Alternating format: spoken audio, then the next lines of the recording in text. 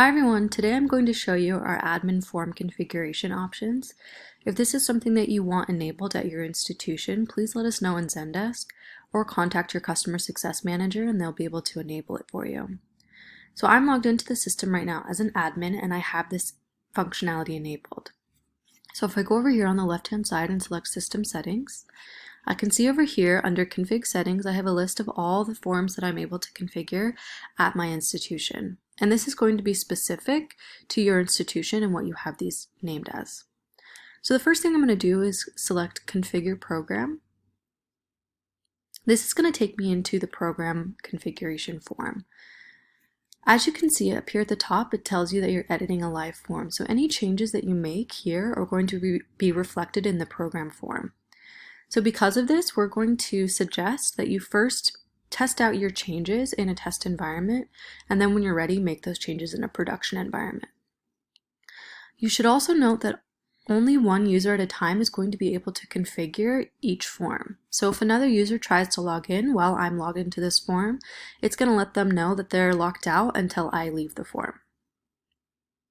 I can scroll through here and see what my form is currently configured as, and each of the fields and field types are on this form.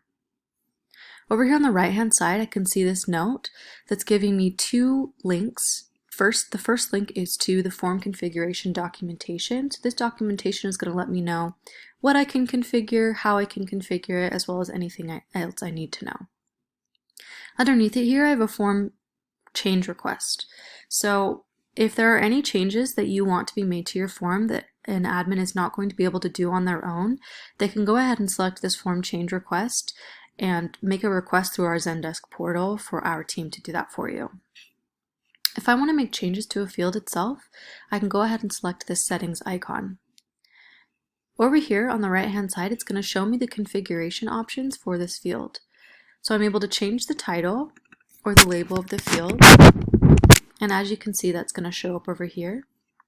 I can also add descriptive text. Now descriptive text is just going to be text that's going to show up underneath the label of the field.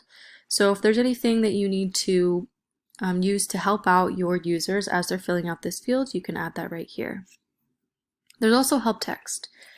Now help text is going to show up in a blue question mark icon to the right of the label of the field. So it's going to show up on hover, and also if you click on it, it's going to expand it like that as well. Help text has rich text associated with it, so if you want to add bolded text or links to something, you can go ahead and do that as well. Anything that's going to make it easier for your user to understand how to fill out this field. If I scroll down here, I'll also be able to see that there are other configuration options for this field. However, these configuration options are going to be configured by Kuali, and this is going to prevent any situation where users are configuring things that have downstream effects elsewhere in your system. So if you want any of these items changed or progressive disclosure or any specific configuration added to each field, you can go ahead and come up here and submit a form change request, and our team will go ahead and make those changes for you. If you have any questions about our form configuration tool or you want to talk to somebody about it, please let us know.